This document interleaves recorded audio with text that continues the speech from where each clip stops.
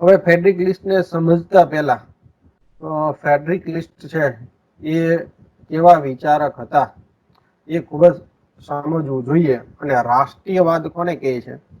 તો કે રાષ્ટ્રવાદ એ વિશ્વ અને વ્યક્તિવાદ કરતા, બરોબર સમજો, વિશ્વ અને વ્યક્તિવાદને ગૌણ ગણીને રાષ્ટ્ર છે એને જયારે મહત્વ આપે એવા જે કઈ વિચારો છે તેને આપણે રાષ્ટ્રવાદી વિચારો કહીએ છીએ.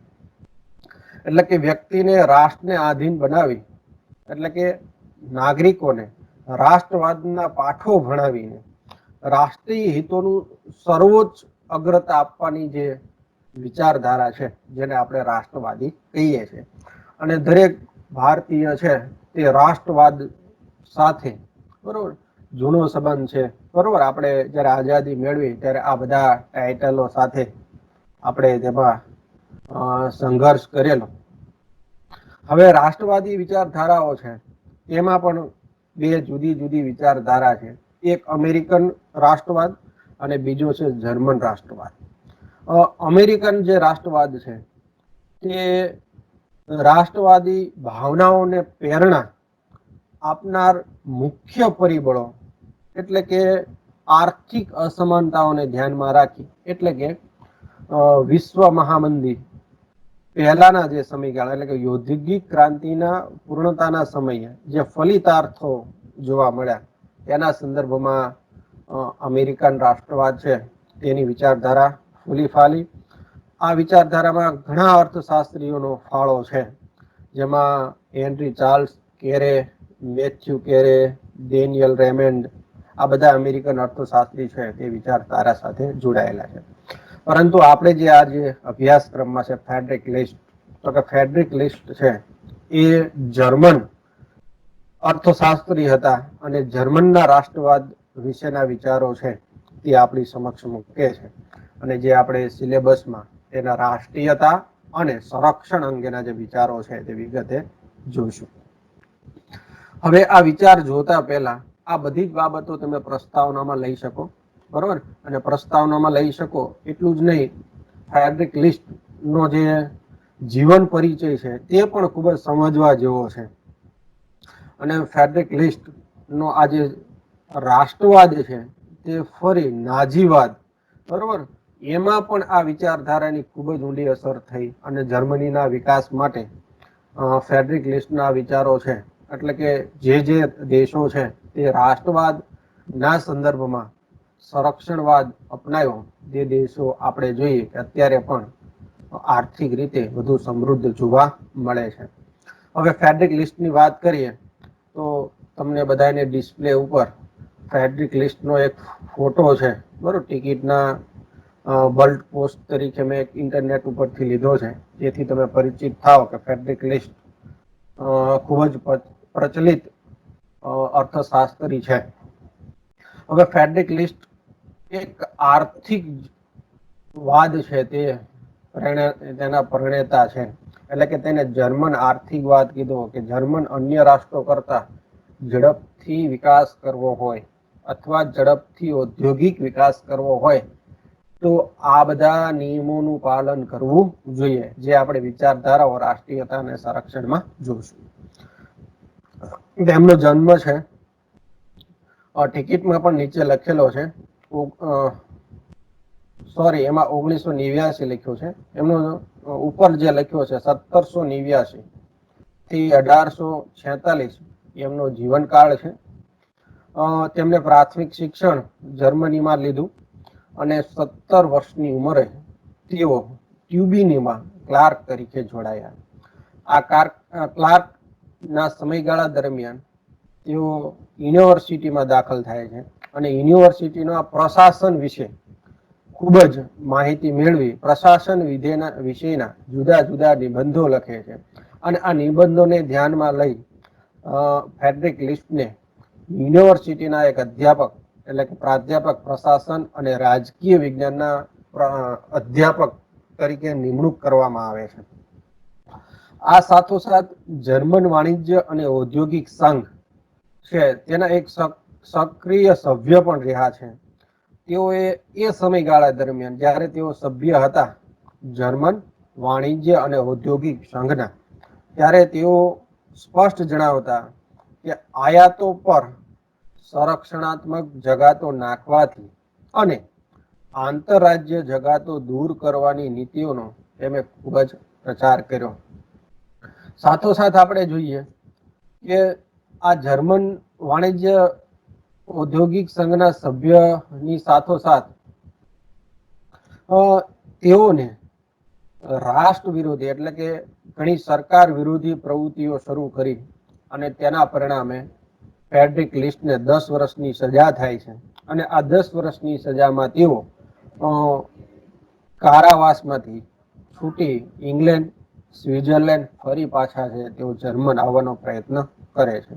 પરંતુ પાછા જર્મન આવે છે ત્યાં ફરી તેમને પકડી 1825માં ફરી પાછી તેમને સજા છે તે ફટકારવામાં આવે છે અને આ સજા દરમિયાન તેઓ ફરી છૂટી અમેરિકા જાય છે અને અમેરિકામાં જાય છે ત્યારે તેઓ સૌ પ્રથમ પોતાના જે સંરક્ષણાત્મક વિચારો છે એને મુક્તપણે રજૂ કરી શકે છે અને અમેરિકામાં સૌ પ્રથમ તેમના જે આર્થિક વિચારો છે એટલે કે 1827માં outline of the American political economy નામનું એક પુસ્તક લખે છે જે ખૂબ જ પ્રસિદ્ધ છે અને આ પુસ્તકમાં જે તેમને પ્રશાસન વિશે જે કોલેજ દરમિયાન અથવા અધ્યાપન દરમિયાન જે કાંઈ જર્મન પોલિટિકલ અને અમેરિકન પોલિટિકલ ઇકોનોમી વિશે તેઓ છે તેમાં ચર્ચા કરે છે.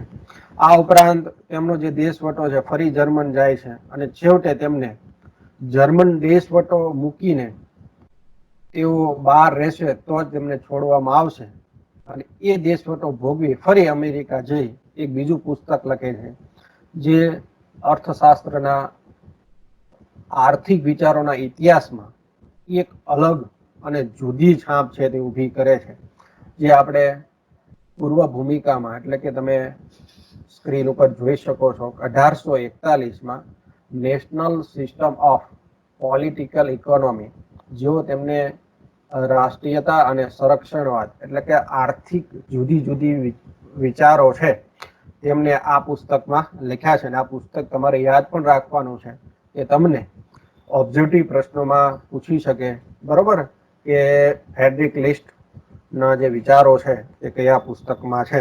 તો તમે બધા મિત્રો યાદ રાખજો 1841માં national system of political economy.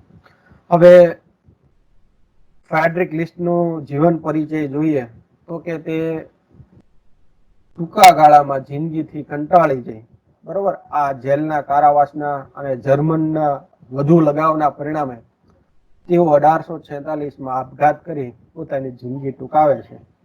આ એક એવા મહાન પુરુષ હતા, બરોબર સમજો, કે તેમના જીવનકાળ દરમિયાન એક પણ સન્માન મળ્યું ન હતું, પરંતુ તેમના મૃત્યુ બાદ સન્માનની હારમાળા રચાય છે.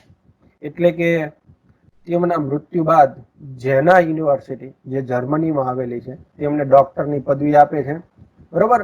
National system of political economy નામના પુસ્તક ઉપરથી તેમને ડોક્ટરની પદવી આપે છે. જર્મનના અત્યારના પણ ઘણા વિસ્તારો છે અથવા ઘણા સ્થળો છે તેને ફ્રેડરિક લિસ્ટના નામથી, જેમ કે આપણે ગાંધી રોડ, બરોબર, નહેરુ રોડ, એ રીતે ઘણા જુદા જુદા સ્થળો અત્યારે પણ ફ્રેડરિક લિસ્ટને યાદ કરવામાં આવે છે. સાથોસાથ એમની વિચારધારાને વધુ પ્રોત્સાહન મળે એટલે કે હિડલબર્ગ નામના સ્થળમાં તેમની એક ખાસ સંસ્થા શરૂ કરવામાં આવે છે અને રાષ્ટ્રવાદ વિશે તેનો અધ્યયન કરવામાં આવે છે. અને આ ઉપરાંત ફ્રેડરિક લિસ્ટના સમયગાળા પછી જે નાઝીવાદ જર્મનમાં ફેલાયો તેમાં આ વિચારધારા છે તે પાયાના સ્વરૂપમાં જોવા મળે છે. તો આવો ફ્રેડરિક લિસ્ટનો જીવન પરિચય છે. આમાંથી તમને જે કાંઈ વાતો યાદ રહે, ખાસ જે આપણે આર્થિક વાતો છે એ તમારે યાદ રાખવાની છે, તો એ તમારા પ્રસ્તાવનાના સ્વરૂપમાં તમે લખી શકો. હવે આપણે ફ્રેડરિક લિસ્ટના આર્થિક વિચારો છે તેના ઉપર આપણે જઈએ. સૌ પ્રથમ ફ્રેડરિક લિસ્ટ છે તે રાષ્ટ્રીયતાના સંદર્ભમાં સરસ વિચારો છે તે રજૂ કર્યા છે. તેઓ રાષ્ટ્રીયતા કોને કહે છે અને રાષ્ટ્રીયતા છે તે રાષ્ટ્રના વિકાસમાં ફાળો કઈ રીતે મળે છે તેની વાત છે તે આપણને ફેડરિક લિસ્ટ કહે છે. સૌ પ્રથમ સ્ક્રીન ઉપર જોઈએ કે ફેડરિક લિસ્ટ રાષ્ટ્રીયતા કોને કહે છે અથવા રાષ્ટ્રીય અર્થતંત્રની વ્યાખ્યા શું, તો તે સ્પષ્ટ કહે છે. બરોબર સમજો મિત્રો. રાષ્ટ્રીયતા એને કહી શકાય કે તે વિચાર અને દેશની પ્રવૃત્તિમાંથી ઉત્પન્ન થતું એવું વિજ્ઞાન છે કે જે દેશને વર્તમાન વિશ્વ સાથે પોતાનો સંબંધ કેવી રીતે ટકાવી રાખવો અને પોતાની આર્થિક સ્થિતિ કેમ મજબૂત બનાવવી એ શીખવે છે. બરોબર. ફેડરિક લિસ્ટ સ્પષ્ટ માને છે કે કોઈ પણ રાષ્ટ્ર છે તેની જે આર્થિક પ્રવૃત્તિઓ છે એ આર્થિક પ્રવૃત્તિને એ રીતે ડિવાઈડ કરવા કે જે રાષ્ટ્રના અન્ય રાષ્ટ્રો સાથેના સંબંધો પણ ટકી રહે અને સાથોસાથ આપણા રાષ્ટ્રની સ્થિતિ એટલે કે આર્થિક સ્થિતિ છે તે પણ ઝડપથી સુધારો થાય તેવા આર્થિક વિચારો છે તે આપણે અપનાવવા જોઈએ, એવું આપણને ફેડરિક લિસ્ટ આ રાષ્ટ્રીયતાના ખ્યાલમાં આપણે સમજાવવાનો પ્રયત્ન કરે છે. આગળ જોઈએ આપણે. ફેડરિક લિસ્ટ આપણે સમજાવે છે કે અહીંયા આ જે રાષ્ટ્રવાદ છે, બરોબર, શું છે તો કે રાષ્ટ્રવાદ છે તે એડમ સ્મિથના વિશ્વ વ્યવસ્થાવાદના એ સ્પષ્ટ વિરોધી રહ્યા છે. પરંતુ એક બાબત સમજવાની છે કે લિસ્ટ છે તે વિશ્વ બંધુત્વને એક આદર્શ અને ઉમદા પણ માનતા હતા. પરંતુ ફેડરિક લિસ્ટ જે એડમ સ્મિથનો જે વ્યવસ્થાવાદની જે મુશ્કેલીઓ છે જે આપણે પૂર્વ ભૂમિકામાં જોઈ તેનાથી તેઓ પોતાની વિચારધારા છે તે વિશ્વ વ્યવસ્થાવાદના સ્પષ્ટ વિરોધી છે. એડમ સ્મિથ છે તે જુદા જુદા રાષ્ટ્રમાં રહેલી વસ્તીના આર્થિક અને રાજકીય શક્તિ જુદી જુદી હોય છે. તેઓ સ્પષ્ટ માને છે કે દરેક રાષ્ટ્ર છે એ પોતાની વસ્તીનું બંધારણ જુદું હોય છે અને એ વસ્તી ઉપર શાસન કરતી રાજકીય શક્તિ છે તેની પણ શક્તિ જુદી જુદી હોય છે. એટલા માટે કોઈ પણ રાષ્ટ્ર છે બીજાના સિદ્ધાંતો અથવા બીજાના આર્થિક વિચારોના સંદર્ભમાં તમે જે વિકાસ કર્યો છો એનું એ મોડેલ તમે અપનાવશો તો એવું બને કે એ ઇંગ્લેન્ડમાં સફળ થાય અને જર્મનમાં એ સફળ ન પણ બને, કારણ કે તેઓ સ્પષ્ટ માનતા કે બધા રાષ્ટ્રની વસ્તી અને રાજકીય શક્તિ છે તે જુદી જુદી છે.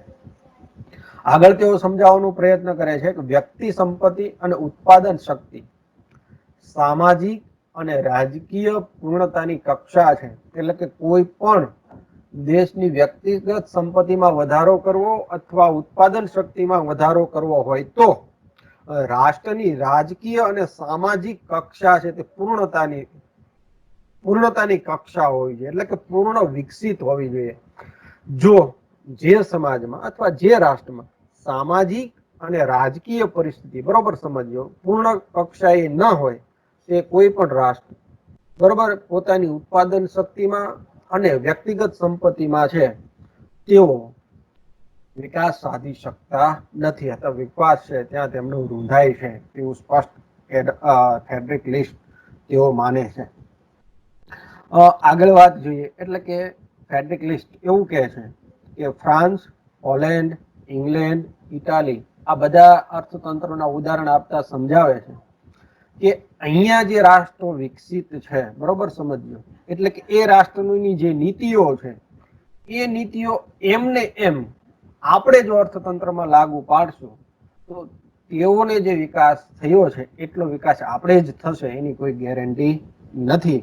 એટલે કે એ નીતિ અને એ સાધનો અપનાવવાની કોઈ દેશ આર્થિક વિકાસ સાધે એ જરૂરી નથી, પરંતુ આ નીતિઓના અને આ સાધનો વડે બીજા દેશનો આર્થિક વિકાસ કેટલો સંભવિત બને, બરોબર, તે ઉપરોક્ત ફરી કહે છે કે તે આર્થિક અને રાજકીય શક્તિ જુદી જુદી છે, એટલે કે તેની પૂર્ણતાની કક્ષા ઉપર આધાર રહેલો છે. અહીંયા એડમ સ્મિથ ફ્રેડરિક લિસ્ટ સૌ પ્રથમ રાષ્ટ્રીયતા શબ્દ વાપરે છે અને તેઓ કહે છે કે કોઈ પણ રાષ્ટ્ર છે, બરોબર સમજો, કે બે દેશો વચ્ચેની અસમાન શક્તિઓને એક કરવાથી કોઈ ફાયદો થતો નથી. એટલા માટે બધા જ દેશો આર્થિક રીતે પૂરા વિકસિત ન બને ત્યાં સુધી નબળા દેશોનું શોષણ ચાલુ રહે છે. માટે જે કંઈ આર્થિક વિકાસ સાધવો હોય તે રાષ્ટ્રીયતાના વિચારોથી આર્થિક વિકાસ છે તેની ગતિ છે તે ઝડપથી કરી શકાય. અને તેઓ સ્પષ્ટ માને છે કે અહીંયા આ પ્રશિષ્ટ વિચારધારાઓ છે એની આ સંવેદનશીલતાવાદ એક દંતકથા છે. એટલે કે શું કહે છે કે પ્રશિષ્ટ વિચારધારા છે કે કોઈ રાષ્ટ્ર છે તેને મુક્ત આર્થિક વિકાસ કરવો જોઈએ. એટલે કે એક દેશ બીજા દેશે સ્વતંત્ર રીતે, બરોબર, એટલે કે તમામ ક્ષેત્રોમાં છૂટ આપી વિકાસ વધશે એવું આ પ્રશિષ્ટ વિચારકો જે વિચારતા વ્યવસ્થાવાદ, તો આ વાત છે એક દંતકથા સાબિત થાય છે. અને એટલા માટે કોઈ પણ રાષ્ટ્રે જો આર્થિક વિકાસ કરવો હોય તો પોતાની શક્તિઓને જાણવી જોઈએ અને પોતાની શક્તિના પરિણામે, બરોબર, રાષ્ટ્રીયતાના ધોરણે, બરોબર, અહીંયા પોતાના રાષ્ટ્રને જે અનુકૂળ હોય એવી નીતિઓ અપનાવી અને સંરક્ષણ આપી અહીંયા રાષ્ટ્રનો છે તે વિકાસ કરવો જોઈએ. તો ફ્રેડરિક લિસ્ટ નો અહીંયા આ સંરક્ષણવાદી રાષ્ટ્રીયતાનો ખ્યાલ છે તે પૂરો થાય છે. દરેક મિત્રો આ સ્ક્રીન ઉપરના જે મુદ્દાઓ છે બરોબર નોટ કરજો, કારણ કે અહીંયા તમે પુસ્તકમાં જોશો તો ફ્રેડરિક લિસ્ટ છે તે 4 ફકરામાં પૂરો થઈ જાય છે. તેના બધા તારણ સ્વરૂપ આ બધા વિચારો છે તે તારવવાનો પ્રયત્ન કર્યો છે. રાષ્ટ્રીયતાના સંદર્ભમાં ફ્રેડરિક લિસ્ટ છે તેના વિચારો કંઈક આવા છે. એટલે કે તમે જોયું કે કોઈ પણ રાષ્ટ્રનો વિકાસ કરવો હોય તો તે જુદા, એટલે કે વિકસિત રાષ્ટ્રોના મોડલો સ્વીકારીને, બરોબર, તેને અપનાવીને કોઈ રાષ્ટ્ર છે વિકસિત થઈ શકતું નથી. કારણ કે ત્યાંની જે વસ્તી છે, બરોબર, ત્યાંના જે રાજકીય પાસાઓ છે તે પાસાઓ જુદા જુદા છે. એટલે કે રાષ્ટ્રીયના ધોરણે પોતાની જે ઉત્પાદન શક્તિ છે તેને ધ્યાનમાં લઈ આર્થિક વિકાસ સાધવો પડે. અત્યારે આપણે કોરોનાના સમયગાળા દરમિયાન, બરોબર, આપણા પ્રાઇમ મિનિસ્ટરે સ્વદેશની વાત કરે છે, સ્વાવલંબનની વાત કરે છે. આ બધા જ વિચારો છે આ રાષ્ટ્રીયતાના વિચારો છે એવું આપણે સ્પષ્ટ માનીએ છીએ. લોકલ ટુ વોકલ આ બધા જે મુદ્દાઓ છે તે આર્થિક પરિસ્થિતિ ઝડપથી વધે, બરોબર, એ સંદર્ભમાં છે. અને એ બધા જ ખ્યાલ રાષ્ટ્રીય છે. એટલે કે કોઈ પણ રાષ્ટ્રે અન્ય રાષ્ટ્રોના નીતિ નિયમો ચોક્કસ અપનાવવા જોઈએ, પરંતુ એ સફળ થયેલા નીતિઓ છે એ આપણા રાષ્ટ્રમાં કઈ રીતે લાગુ પાડી શકાય અને કઈ રીતે સૌથી વધુ ઝડપથી વિકસિત અથવા એને સફળ બનાવી શકાય, તો એ આપણી વસ્તીના સંદર્ભમાં તેને આપણે વિચારવું જોઈએ. અહીંયા આપણે રાષ્ટ્રીયતાનો ખ્યાલ પૂરો કરીએ છીએ. ફ્રેડરિક લિસ્ટ જે રાષ્ટ્રીયતાના ખ્યાલની સાથોસાથ સંરક્ષણનો ખ્યાલ છે એ પણ સરસ મજાનો આપણે આપેલો છે, એ જોઈ લઈએ.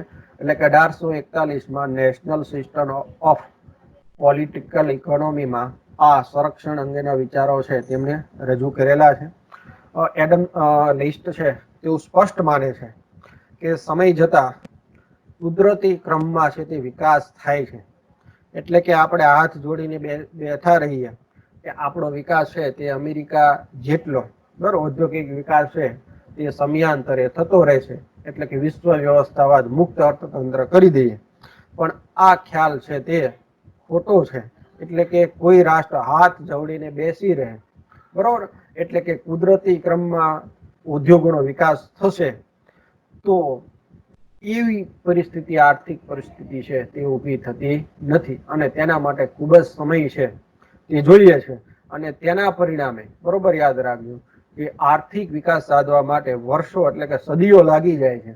અને તેની બદલે જો આપણે સંરક્ષણાત્મક પગલાથી આયોજિત વિકાસ કરીએ, બરોબર સમજો, એટલે કે રાષ્ટ્રના વિકાસ માટે, એટલે કે આપણા જે ઉદ્યોગો છે તેને સંરક્ષણ પૂરું પાડીએ અને એ આયોજનબદ્ધ કરીએ તો વિકાસ છે તેની ગતિ છે તે ઝડપથી વધારી શકાય છે. એવું સંરક્ષણની પ્રસ્તાવનામાં ફેડરિક લિસ્ટ છે તે આપણે સમજાવવાનો પ્રયત્ન કરે છે. ફેડરિક લિસ્ટ માને છે, બરોબર, આની આ વાત છે તે રજૂ કરે છે કે કોઈ એક દેશમાં, બરોબર સમજજો, જે રીતે હવા એક પ્રદેશમાંથી બીજા પ્રદેશમાં બીજ લઈને જાય છે, બરોબર સમજજો, અને એ રીતે રણ પ્રદેશનો ગાઢ જંગલમાં ફેરવી નાખે છે, પણ જંગલ અધિકારીઓ માટે વર્ષો પછી થનારા આ જાતના પરિવર્તન માટે રાહ જોવાની નીતિ એટલે અંશે વ્યાજબી ગણાય. બરોબર સમજજો, ઉપરોક્ત જે આર્થિક બાબત છે, બરોબર, તેને એક પ્રેક્ટિકલ ઉદાહરણ દ્વારા આપણે સમજાવવાનો પ્રયત્ન કર્યો છે કે આપણે સમજીએ છીએ કે હવા છે તે બીજો એક સ્થળેથી બીજા સ્થળે અથવા બીજા પ્રદેશમાં લઈ જાય છે. તેના કારણે તો કે હવા છે, પવનના કારણે તે લઈ જાય છે.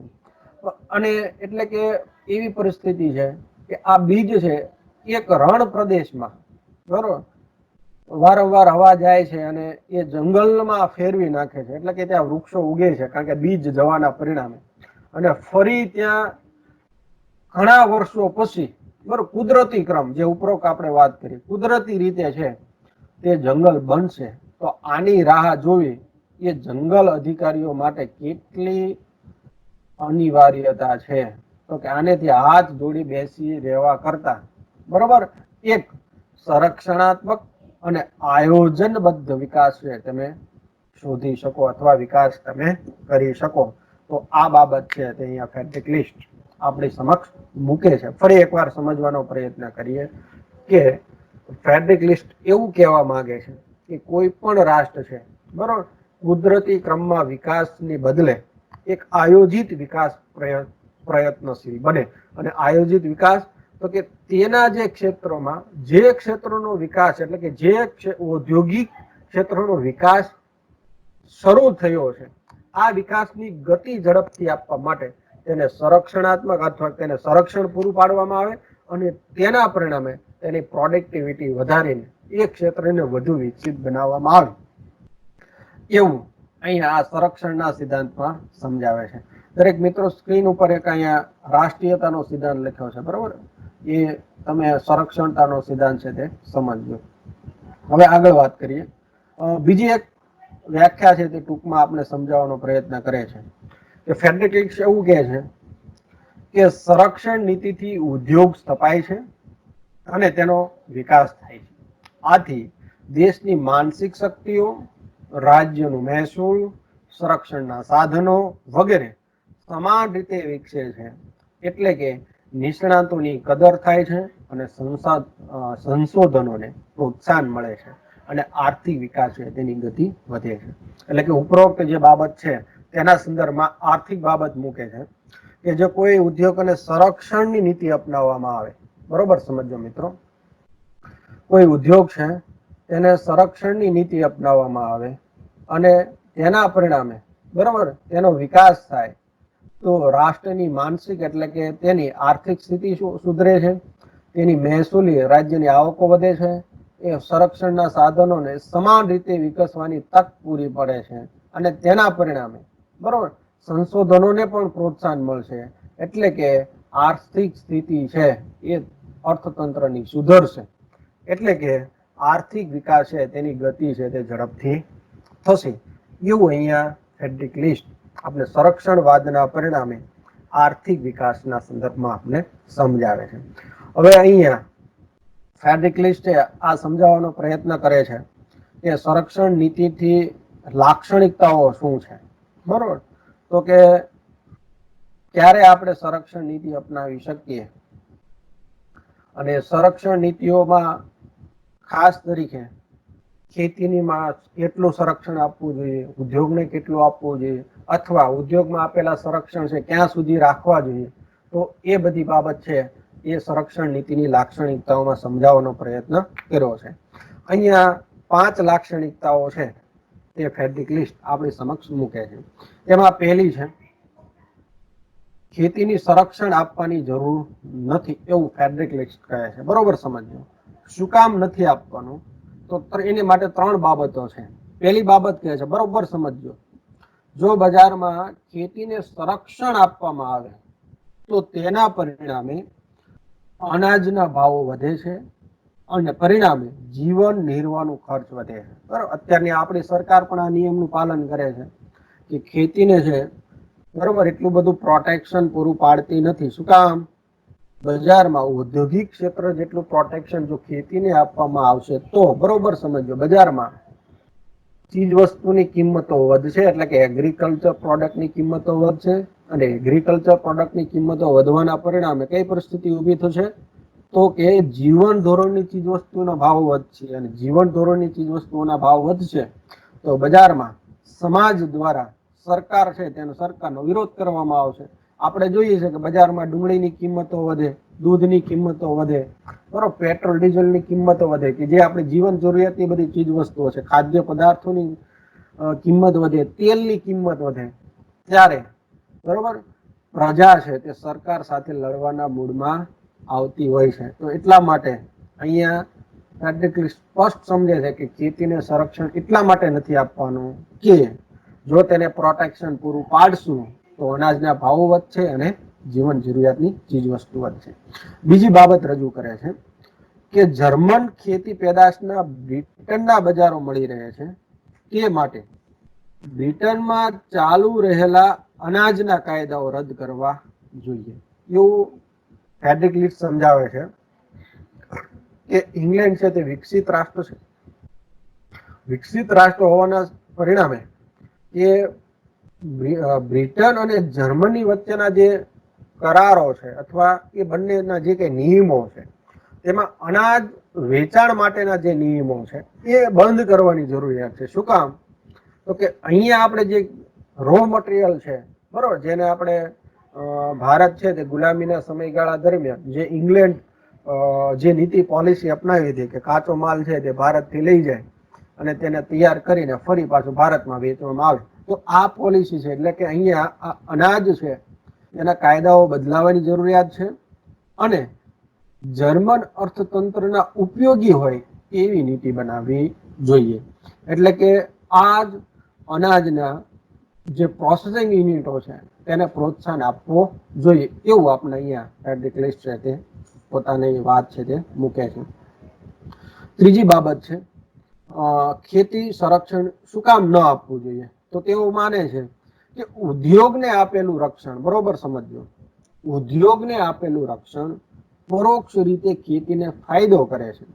એટલે કે ખેત ઉત્પાદકતામાં સ્થિરતાનું બજાર છે તેની ખાતરી ઊભી થાય છે. એટલે કે અહીંયા ફેડરિક લીચ એવું માને છે જો તમે ઉદ્યોગને પ્રોટેક્ટ કરો છો તો કે ઉદ્યોગને પ્રોટેક્ટ કરવાથી ઉદ્યોગ છે તે રો મટીરિયલ ક્યાંથી મગાવવાનું છે? તો એ કૃષિ સેક્ટરમાંથી મગાવવાનું છે અને કૃષિ સેક્ટરમાંથી મગાવે છે ત્યારે બરોબર એટલે કે પરોક્ષ રીતે કૃષિ સેક્ટરને આપોઆપ છે તેનો ફાયદો થાય છે. બરોબર કે બજારમાં હરીફાઈ ઊભી થાય છે અને વસ્તુની કિંમતો છે તેના ભાવ મળે છે. એવું ફેડરિક લીચ આ સંરક્ષણવાદના લાક્ષણિકતાઓમાં પહેલી લાક્ષણિકતા ખેતી સંરક્ષણ આપવાની જરૂર નથી એ સંદર્ભમાં વાત કરે છે. એટલે કે ખેતીને સંરક્ષણ શું કામ ન આપવું જોઈએ? તો તેની ત્રણ વાતો ફરી એકવાર સમજીએ. પહેલી કે જીવન નિર્વાહ ચીજ વસ્તુઓ વધે છે, તેના ભાવો વધે છે. બીજી વાત કે અહીંયા જે અનાજ માટેના બીજા દેશો સાથેના જે કાયદાઓ છે તેમાં સુધારો કરી આપણા જે દેશોને જે ફાયદો થાય એવા કાયદાઓનો અપનાવવા જોઈએ. અને ત્રીજી બાબત કે ઔદ્યોગિક ક્ષેત્રને જે આપણે પ્રોટેક્શન પૂરું પાડીએ છીએ એ આપોઆપ પરોક્ષ રીતે ખેતીને પ્રોટેક્ટ પૂરું પાડીએ છીએ એવું ફેડરિક લીચ છે તે અહીં આપણને સમજાવે છે. બીજી મહત્વની બાબત છે અથવા બીજી લાક્ષણિકતા, સંરક્ષણ દેશને એક તાલીમ પૂરી પાડે છે. અને ફેડરિક લીચ એવું સ્પષ્ટ માને છે કે સંરક્ષણના પરિણામે બરોબર તેનાથી દેશના અર્થતંત્રનો વિકાસ થાય છે અને સાથોસાથ એ વ્યાજબી વિકાસ પણ છે. કારણ કે ઇંગ્લેન્ડમાં ઔદ્યોગિક પુખ્તતા આવી ગઈ હોવાથી ત્યાં સંરક્ષણ નીતિની કોઈ જરૂરિયાત નથી. એ સ્પષ્ટ સમજે છે કે આપણે સંરક્ષણ એટલા માટે જરૂરી છે કે આપણી સાથેના જે વ્યવહાર કરતા દેશો તે આપણા રાષ્ટ્રના ઉદ્યોગો કરતા વિકસિત છે. બરોબર એટલે કે તેને જો શરૂઆતમાં સ્પર્ધામાં મૂકવામાં આવશે તો આપણી જે કંપનીઓ છે તેનું બાળ મરણ થશે, અથવા તેઓ છે તેને ગ્રાહ્ય કરી લેશે, અથવા તે ખરીદી લેશે. તો તેના પરિણામે જો તમે સંરક્ષણ આપશો તો દેશની રાષ્ટ્રીયતાની એક તાલીમ પૂરી પડશે અને રાષ્ટ્રમાં વસ્તુ છે તે બનશે, બરોબર, જેથી ઉત્પાદન શક્તિ વધશે, જેને આપણે બીજી ભાષામાં વ્યાજબી આર્થિક વિકાસ થયો છે તેમ પણ આપણે કહી શકશું. એટલે કે ફેડરિક સ્પષ્ટ માને છે કે કોઈ પણ રાષ્ટ્રને સંરક્ષણ ત્યારે જ આપવું જોઈએ, બરોબર, જે પાછલા બધા મુદ્દાઓમાં તેની ચર્ચા કરશે. પણ તેઓ સમજે છે કે જેને ઔદ્યોગિક પુખ્તતા પ્રાપ્ત થઈ ગઈ હોય તેને સંરક્ષણ આપવાની કોઈ જરૂરિયાત નથી. એ કંપનીઓ આપોઆપ વિશ્વના બજારો છે તે મેળવી લેશે. ત્રીજી લાક્ષણિકતાની વાત કરે છે કે સંરક્ષણ દેશના ઉદ્યોગો હરીફાઈ કરવા અશક્ત હોય, બરોબર સમજો. સંરક્ષણ ક્યારે આપવું જોઈએ? તો કે રાષ્ટ્રના ઉદ્યોગો હરીફાઈ કરવા માટે અશક્ત હોય, એટલે કે હરીફાઈમાં ટકી શકે તેવા ન હોય, ત્યારે એ ન ટકી શકે તેવા ઉદ્યોગોને સંરક્ષણ એટલે પ્રોટેક્શન પૂરું પાડવું જોઈએ. હવે કઈ રીતે પ્રોટેક્શન પૂરું પાડે? તો કે તેને માટેની ઘણી મેથડો છે. જગાતો નાખીને થઈ શકે, આયાત અવેજીકરણ કરીને કરી શકે, આયાત પ્રતિબંધો દ્વારા સંરક્ષણ આપી શકે, બરોબર. એ બધી પછીની વાત છે. પણ જો તમારે એ ક્ષેત્ર અથવા એ ઉદ્યોગોનો વિકાસ કરવો હોય, અથવા જે અશક્ત વૈશ્વિક હરીફાઈમાં ટકી શકે તેવા નથી, તો તેના માટે ફેડરિક લિસ્ટ કહે છે કે આવા અશક્ત ઉદ્યોગોને આપણે રક્ષણ પૂરું પાડવું જોઈએ. અને આ રક્ષણ છે ક્યાં સુધી પૂરું પાડવું?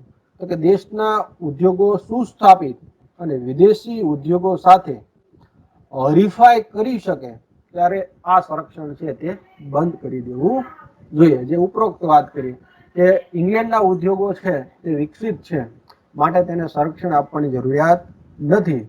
એટલે કે આપણા ઉદ્યોગો પણ હરીફાઈમાં ટકી શકે એવા બને, એટલે આપણે પણ સંરક્ષણ છે તે ઘટાવી લેવું જોઈએ. એવું ફેડરિક લિસ્ટ છે તે લાક્ષણિકતામાં આપણે સમજાવવાનો પ્રયત્ન કરે છે. ચોથી બાબત છે કે સંરક્ષણ યોગ્યતા કોને કહેવાય? તો તેઓ સ્પષ્ટ માને છે કે સંરક્ષણ એવા ઉદ્યોગોને જ આપવું જોઈએ તો કે દેશમાં જરૂરી આર્થિક સાધનો હોય અને દેશના લોકો ઔદ્યોગિક પ્રવૃત્તિ માટે જરૂરી વલણો ધરાવતા હોય, એવા ઉદ્યોગોને દેશમાં સંરક્ષણ આપવું જોઈએ. ફરી એકવાર સમજજો, એવા ઉદ્યોગોને તે પસંદ કરે છે તો કે એ રાષ્ટ્રમાં તેના આર્થિક સાધનો હોય. એટલે કે ઉદાહરણ તરીકે સમજીએ કે આપણે કોઈ ઉદ્યોગ સ્થાપવો છે તો તેના માટેનું રો મટીરિયલ પણ આપણી પાસે હોય અને તેના માટેના યંત્રો પણ આપણી પાસે હોય. તો આવા ઉદ્યોગોને જ રક્ષણ આપવું જોઈએ. એનો અર્થ એવું કહેવા માંગે છે કે આ બધા ઉદ્યોગો છે તે સંરક્ષણ યોગ્યતા પાત્ર છે. પણ ઘણી વખત એવું બને કે આપણી પાસે કોઈ પણ પ્રકારના આર્થિક સાધનો પણ ન હોય, તે ઉદ્યોગ ચલાવે તેવું માનવ શ્રમ બળ પણ ન હોય, ટેકનિકલ શ્રમ પણ ન હોય આપણી પાસે, અને એવા ક્ષેત્રમાં અથવા એવા ઉદ્યોગોને આપણે પ્રોટેક્શન આપવું જોઈએ નહીં. એવું ફેડરિક લિસ્ટ આપણે અહીંયા સમજાવવાનો પ્રયત્ન કરે છે. અને પાંચમી અને છેલ્લી મહત્વની બાબત, બધા જ ઉદ્યોગોને સરખું સંરક્ષણ નહીં, બરોબર સમજો. તો કયા ઉદ્યોગોને કેટલું સંરક્ષણ આપવું જોઈએ? તો અહીંયા ઉદ્યોગોની કેટેગરી છે તે ફેડરિક લિસ્ટ આપને સમજાવવાનો પ્રયત્ન કરે છે. ફેડરિક લિસ્ટ કહે છે કે જીવન જરૂરી વસ્તુઓ પેદા કરતા ઉદ્યોગો, બરોબર સમજો, રાષ્ટ્રીય સ્વાતંત્ર્ય માટે જરૂરી ઉદ્યોગો અને કુલ મૂલ્યની દ્રષ્ટિએ ઉદ્યોગો, તેને રાષ્ટ્રીય પ્રથમ અગ્રતા આપવી જોઈએ અને તેને રક્ષણ પૂરું પાડવું જોઈએ. અને આ રક્ષણ પાછું કાયમી હોવું ન જોઈએ. એટલે કે આ જે ઉદ્યોગો છે તેનો વિકાસ થઈ જાય, તે હરીફાઈમાં ટકી શકે એવું આર્થિક સમૃદ્ધિ પ્રાપ્ત કરે, એટલે તેને આ સંરક્ષણ દૂર કરવું જોઈએ. ફરી એકવાર પાંચમો મુદ્દો, કયા ઉદ્યોગોને સંરક્ષણ આપવું? તો કે જીવન જરૂરી વસ્તુઓ પેદા કરતા, જેને રોજબરોજને પાયાની આપણી જે વસ્તુઓ છે તેના એવા ઉદ્યોગો છે તેને પ્રોટેક્ટ કરવા. બીજું, રાષ્ટ્રીય સ્વાતંત્ર્ય માટે જરૂરી, જેને આપણે શસ્ત્રોની વાત કરીએ, બરોબર, એટલે કે આપણી બોર્ડરો સચવાઈ રહે એવી ટેકનોલોજીની વાત કરીએ તો આવા ઉદ્યોગો છે, બરોબર, જે રાષ્ટ્રીય સ્વાતંત્ર્ય માટે જરૂરી છે, એવા ઉદ્યોગો છે તેને પ્રોટેક્ટ કરવા, અને ત્રીજું કુલ મૂલ્યની દ્રષ્ટિએ મહત્વના છે. એટલે કે સમાજમાં જે એવા મહત્વના ઉદ્યોગો છે કે જે મૂલ્યની દ્રષ્ટિએ મહત્વના છે, જે ખાદ્ય પદાર્થોના હોઈ શકે, બરોબર, ટેકનિકલ ઉત્પાદન ક્ષમતા વાળા હોઈ શકે, તો આવા બધા ઉદ્યોગોને છે તે આપણે પ્રોટેક્ટ કરવા જોઈએ. તો અહીંયા એડમ ફેડરિક લિસ્ટ ની જે સંરક્ષણ નીતિની જે લાક્ષણિકતાઓ છે એ પરીક્ષામાં બરોબર તમારે યાદ રાખવાની છે. ત્યાર પછી ફેડરિક લિસ્ટ છે સંરક્ષણાત્મક જગાતોનું પ્રમાણ, એટલે કે જ્યારે આપણે ઉદ્યોગને પ્રોટેક્ટ કરીએ છીએ તો આ પ્રોટેક્ટ કરવા માટે જગાતોનું પ્રમાણ કેટલું હોવું જોઈએ, તો તેના માટે પણ સરસ વિચાર તેમને રજૂ કર્યો છે. કે ફેડરિક લિસ્ટ એવું કહે છે કે કોઈ પણ ઉદ્યોગોને ટકાવી રાખવા માટે, એટલે કે શરૂઆતમાં 40 થી 60% જેટલું જગાત દ્વારા તેને ટકાવવાનો પ્રયત્ન કરવો જોઈએ, અને સમયાંતરે એટલે કે ત્યારબાદ એ ઉદ્યોગોને 20 થી 30% સુધીનું જગાત ચાલુ રાખ્યા વગર જો તે ટકી શકે તેમ ન હોય તો એવા ઉદ્યોગો છે તેને પ્રોટેક્ટ કરવા નહીં. બરોબર છે. સંરક્ષણ કોને આપવું, તો કે શરૂઆતમાં 40 થી 60% જેટલી જગાત નાખવી, પછી એ પૂર્ણ વિકસિત થાય, હરીફાઈના સંદર્ભમાં ટકી શકે, ત્યારબાદ તેને 20 થી 30% થી વધારે બરોબર જગાત રાખવી નહીં. અને જો તો પણ ટકી શકે તેવું ન હોય તો એવા ઉદ્યોગો છે તો સમજવું કે આ ઉદ્યોગોની પાયાની સ્થિતિનો અભાવ છે. શું કહે છે ફેડરિક લિસ્ટ? કે આ ઉદ્યોગોની ઉત્પાદનની પાયાની જરૂરિયાતની સ્થિતિનો અભાવ છે અને તેનો વિકાસ કરવો જોઈએ. અહીંયા ફેડરિક લિસ્ટ અર્થતંત્રમાં જે જુદા જુદા ઉદ્યોગો છે તેને પ્રોટેક્ટ કરવા માટે અહીંયા આ બે પોલિસી છે તે અપનાવવાની વાત કરે છે. આગળ વાત કરીએ કે ફેડરિક લિસ્ટ કેમ એને મહાન ગણવામાં આવે છે. બરોબર, ફેડરિક લિસ્ટ બીજા કરતા કેમ જુદો છે, અને ફેડરિક લિસ્ટ અત્યારે વર્તમાન સમયમાં પણ કેટલો સાચો છે, એ વાત અહીંયા વ્યાપારવાદ અને આધુનિક સંરક્ષણવાદ છે તેની સાથે લિસ્ટની તુલના કરશું ત્યારે આપણે ખ્યાલ આવશે. પહેલા આપણે વ્યાપારવાદ, જે વ્યાપારવાદ એટલે બરોબર સમજો, જે આપણે પ્રશિષ્ટ વિચારધારાઓ છે તેના સંદર્ભમાં વાત કરીએ છીએ કે જ્યાં એક રાષ્ટ્ર છે બીજા રાષ્ટ્ર સાથે વ્યાપાર નીતિ દ્વારા જે સંરક્ષણ પોલિસી અપનાવી હતી અને લિસ્ટે જે સંરક્ષણની વાત કરી છે, આ બે ચર્ચાઓમાં અથવા બેમાં શું તફાવત છે, શું સમાનતા છે, તેની વાત આ તુલનાત્મક બાબતો દ્વારા આપણે સમજશું. બરોબર સમજો, વ્યાપારવાદ છે તે સંરક્ષણ નીતિને કેટલું પ્રોટેક્ટ કરે છે, અને લિસ્ટ જે સંરક્ષણ નીતિની જે પ્રોટેક્ટની વાત કરે છે, આ બંને બાબતોમાં ની તુલના છે તે આપણી સમક્ષ મૂકી છે, અને તુલના સ્વરૂપ જે સાર સ્વરૂપ 4 બાબતો છે તે આપણે સમજશું. વ્યાપારવાદીઓ છે, બરોબર સમજો, તે અનુકૂળ વ્યાપાર તુલાને પ્રોત્સાહન આપે છે. હવે અનુકૂળ વ્યાપાર તુલા કોને કહેવાય? કે તેઓ આયાત નિકાસનું જે બંધારણ છે તેમાં નિકાસ વધે અને આયાત ઘટે, જેને આપણે અનુકૂળ વ્યાપાર તુલા કહીએ. તો કે આવી નીતિને એટલે કે આવા ઉદ્યોગોને તેઓ સંરક્ષણ આપવાની વાત કરે છે. જ્યારે ફેડરિક લિસ્ટ છે તે આર્થિક વિકાસ વધારવા માટે વાત કરે છે. બરોબર સમજો બંને વચ્ચેનો તફાવત. વ્યાપારવાદીઓ શું કહે છે કે આપણી વ્યાપાર તુલા અનુકૂળ હોવી જોઈએ, એટલે કે આપણી નિકાસો વધુ હોવી જોઈએ, આયાતો ઓછી હોવી જોઈએ, અને તેના પરિણામે વિશ્વના બજારોમાંથી મૂલ્યવાન ધાતુ એટલે કે સોનું, પ્લેટિનમ, ચાંદી જે આપણા રાજ્યમાં સંગ્રહ થવો જોઈએ. તો એવી નીતિ છે આપણે અપનાવવી જોઈએ, એવું વ્યાપારવાદીઓ છે એવું આપણે કહે.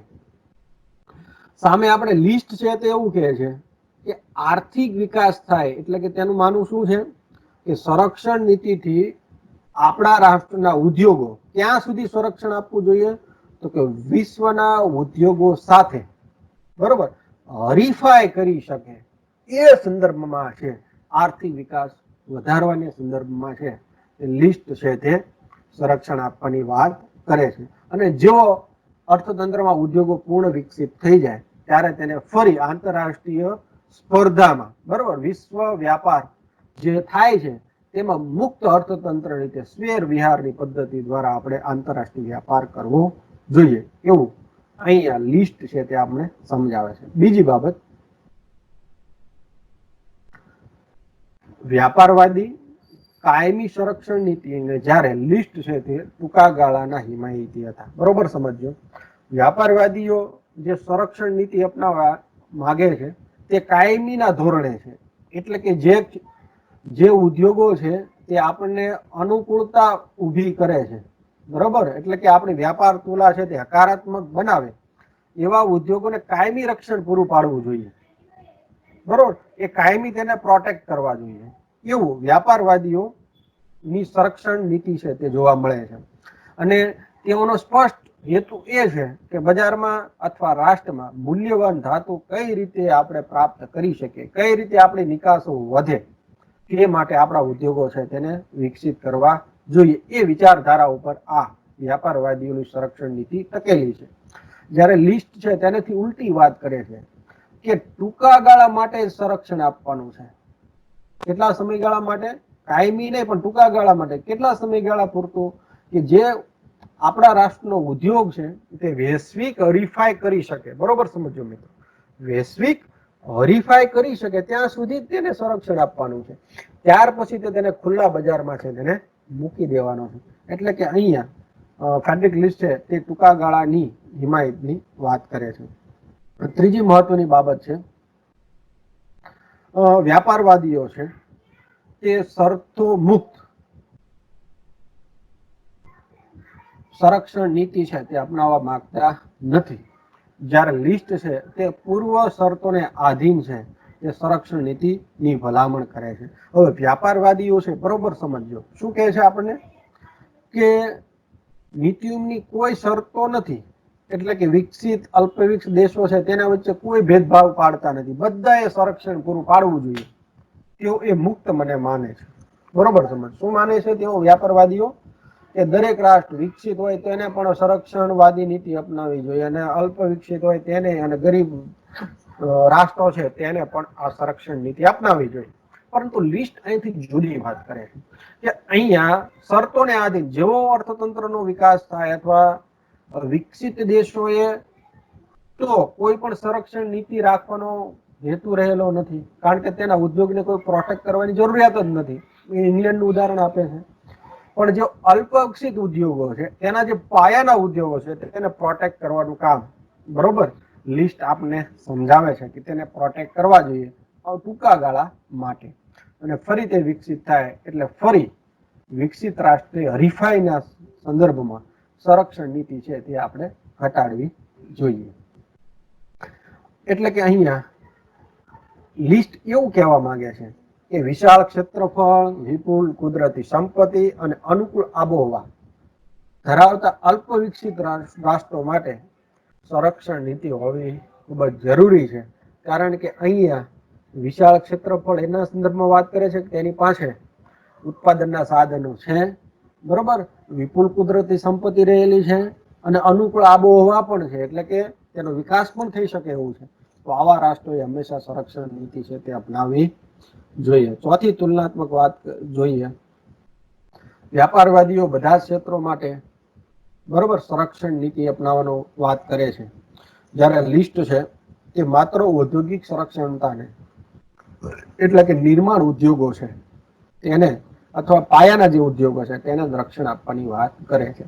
એટલે કે બરોબર સમજો, વ્યાપારવાદીઓ શું કે છે? બધા જ ક્ષેત્રો, એટલે કે કૃષિ ક્ષેત્ર, ઉદ્યોગ ક્ષેત્ર અને સેવા ક્ષેત્ર, ત્રણેય ક્ષેત્રને છે તમે રક્ષણ આપો. જ્યારે ફેડરિક લિસ્ટ એવું કહે છે કે માત્ર નિર્માણ ઉદ્યોગો, એટલે કે પાયાના જે ઉદ્યોગો છે તેને જ આપણે પ્રોટેક્ટ કરવા જોઈએ. અહીંયા વ્યાપારવાદી અને લિસ્ટ વચ્ચેની જે સંરક્ષણ નીતિઓ છે તેની તુલનાત્મક ચર્ચા પૂરી થાય છે. ફરી એકવાર ચાર મુદ્દાઓ સમજી લઈએ. અહીંયા આપણે એવું કહે છે કે વ્યાપારવાદીઓ છે તે અનુકૂળ વ્યાપાર તુલાને બનાવવા માટે સંરક્ષણ આપવું જોઈએ. જ્યારે ફેડરિક લિસ્ટ એવું કહે છે કે આર્થિક વિકાસ માટે. વ્યાપારવાદીઓ કાયમી સંરક્ષણ નીતિના આગ્રહી છે, જ્યારે લિસ્ટ છે તે ટૂંકા ગાળાના હિમાયતી છે.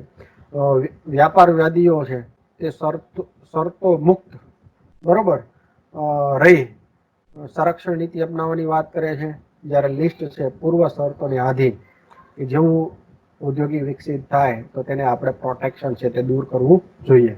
વ્યાપારવાદીઓ છે ત્રણે ત્રણ ક્ષેત્ર, ઉદ્યોગ ક્ષેત્ર, કૃષિ ક્ષેત્ર અને સેવા ક્ષેત્ર માટે પ્રોટેક્ટ અથવા રક્ષણ પૂરું પાડવાનું કહે છે, જ્યારે લિસ્ટ છે માત્ર નિર્માણ અને પાયાના ઉદ્યોગો છે તેની સાથે રક્ષણ આપવાની વાત કરે છે. બીજી બાબત, આધુનિક સંરક્ષણ એટલે કે અત્યારના સમયમાં જે સંરક્ષણ આપવામાં આવે છે અને તેમાં લિસ્ટે જે સંરક્ષણની વાત કરી છે તેમાં કેટલી સાતત્યતા છે તે જોઈ લઈએ. પેલું, અત્યારે આધુનિક સંરક્ષણ છે તે સ્વાવલંબીની વાત કરે છે. બરોબર, હમણાં જ આપણે વાત કરી કે કોરોના કાળ દરમિયાન અને ચીન સાથે યુદ્ધની પરિસ્થિતિના સમયગાળા દરમિયાન આપણે વાત કરી કે હવે આપણે સ્વાવલંબી બનવું જોઈએ. આપણે આઝાદ થયા ત્યારનો આ એજન્ડા છે આપણો કે આપણા રાષ્ટ્રોએ સ્વાવલંબી બનવું જોઈએ, પણ સમયાંતરે સરકારો બદલાતી જાય, એના વિચારો બદલાતા જાય, બરાબર, આર્થિક લાભો લેવા માટેના જુદી જુદી પોલિસી છે તે અપનાવે છે. ફરી પાછા આપણે અત્યારે સ્વાવલંબન ઉપર આવ્યા છીએ. તો અહીંયા આધુનિક સંરક્ષણવાદીઓ એવું કહે છે કે સ્વાવલંબી માટે સંરક્ષણ આપવું જોઈએ. કોઈ રાષ્ટ્ર છે તેનો પૂર્ણ વિકસિત કરવા માટે પોતાના રાષ્ટ્ર સ્વાવલંબન સાધી શકે એવા ઉદ્યોગો, એવી નીતિઓ છે તે અપનાવવી જોઈએ. જ્યારે લિસ્ટ છે તે આર્થિક રાષ્ટ્રવાદની વાત કરે છે. બરોબર, આનાથી કઈ જુદું નથી. એટલે કે અર્થતંત્રના વિકાસ માટે જે ઉદ્યોગો વિકસિત નથી એ ઉદ્યોગોને પ્રોટેક્ટ કરવા જોઈએ. જે પ્રાથમિક ઉદ્યોગો છે, મૂળભૂત ઉદ્યોગો છે, અને પાછું એની પ્રી કન્ડિશન છે હરીફાઈમાં ટકી શકે ત્યાં સુધી એને પ્રોટેક્ટ કરવા જોઈએ, પછી તેને મુક્ત અર્થતંત્રમાં ફરી આંતરરાષ્ટ્રીય વ્યાપાર કરવા માટે મૂકી દેવા જોઈએ. બીજી અને છેલ્લી વાત, આધુનિક સંરક્ષણ છે તે કાયમી વાત કરે છે. ફરી પાછો લિસ્ટ છે તે ટૂંકા ગાળાની વાત કરે છે.